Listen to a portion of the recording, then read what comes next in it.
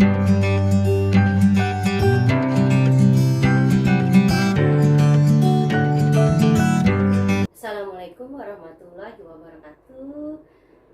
Hai anak-anakku semua, bagaimana kabar kalian semua hari ini? Semoga kalian semua dalam keadaan sehat walafiat di tengah pandemi COVID yang masih melanda negeri ini.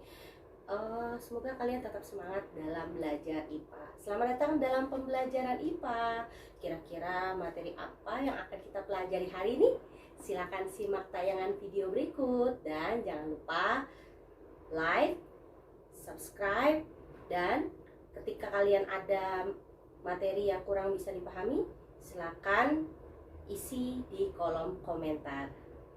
Semoga video ini dapat mempermudah kalian dalam mempelajari materi IPA. Selamat menyaksikan. Baik anak-anakku, hari ini kita lanjutkan pembahasan kita masih membahas tentang gelombang. Kali ini kita akan membahas macam gelombang yang kedua, yakni gelombang longitudinal. Nah, gelombang longitudinal ini pada prinsipnya adalah benda tersebut ya merambat sejajar ya dengan arah rambatannya. Kalau semula pada gelombang transversal arah rambatannya tegak lurus naik turun. Nah, kali ini benda yang merambat dengan gelombang longitudinal ini arah rambatannya sejajar ya, arah rambatannya sejajar. Contohnya pada apa? Pada slinky. Slinky itu bentuknya mirip dengan pegas atau per. Kamu bisa searching di Google apa itu slinky, bentuknya seperti apa, kalian bisa lihat wujudnya ya. Nah, Bu Nani coba akan gambarkan gelombang longitudinal pada slinky.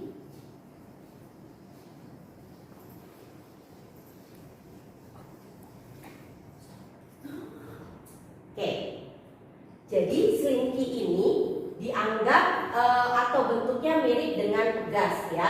Ketika slinky itu digerakkan, maka ada bagian slinky yang merapat, ada bagian slinky yang renggang. Ya, oke, ada bagian slinky yang rapat dan ada bagian slinky yang renggang. Nah, ketika bentuk gelombang yang terjadi seperti ini, maka bagaimana cara kita untuk menentukan jumlah gelombangnya? Oke, yang dikatakan satu gelombang penuh N, satu gelombang penuh pada gelombang longitudinal itu terdiri dari sebuah rapatan dan renggangan.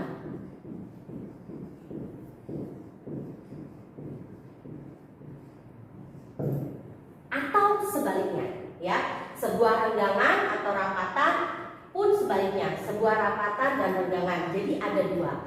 Mana sih yang dimaksud dengan rapatan? Rapatan itu merupakan bentuk dari gelombang slinky yang jaraknya sangat dekat ya, bentuk dari gelombang slinky yang jaraknya sangat dekat. Inilah yang dimaksud dengan rapatan. Kemudian bagian yang renggang yang mana?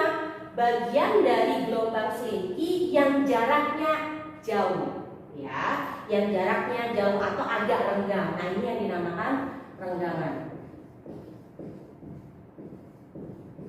Nah, ketika sebuah slinky digerakkan, maka akan terbentuk rapatan dan renggangan yang jumlahnya tidak terkira. Ini hanya contoh. Jadi Bu Nani hanya menggambarkan contoh slinky ya, gelombang pada slinky yang terbentuk. Maka coba kita akan tentukan bersama-sama berapa jumlah gelombang yang terbentuk dari slinky tersebut. Nah, perhatikan pada gambar. Di gambar ini kita coba analisis terlebih dahulu. Mana yang rapatan, mana yang renggangan. Jadi kalau nanti di gambar ya, di buku latihan itu gambarnya sangat jelas ya antara yang rapatan dan renggangan. Kalau yang rapatan berarti jaraknya dekat, ketika yang renggang itu jaraknya jauh. Nah, ini ada sebuah rapatan, renggangan, dan ini rapatan.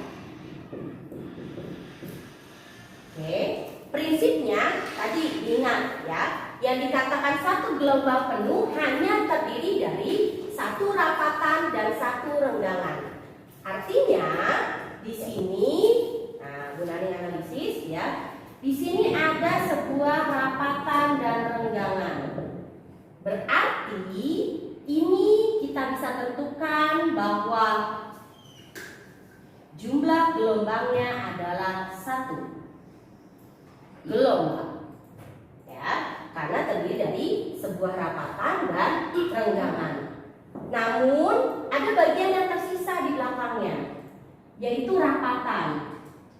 Kalau hanya terdiri dari sebuah rapatan saja, maka berapa nilai gelombangnya? Kita analisis.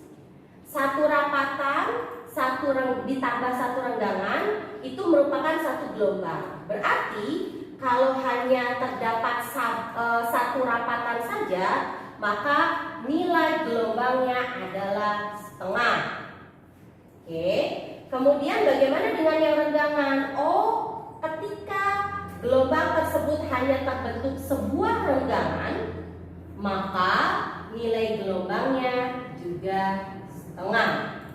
Nah, ketika ini digabung, ya, sebuah rapatan dan renggangan ini digabung, maka nilainya menjadi satu. Dari mana satu? Setengah ditambah setengah, hasilnya satu. Lalu di bagian ujung dari gelombang Slinky ini terdapat sebuah rapatan. Berarti nilai gelombangnya di sini adalah setengah. Maka kita dapat simpulkan di akhir berdasarkan gambar yang Bu Naning buat, ya, berdasarkan gambar Slinky yang Bu Naning buat, maka total gelombang Slinky ini menjadi 1,5 gelombang. Oke, 1,5 gelombang terdiri dari 2 rapatan dan 1 renggangan.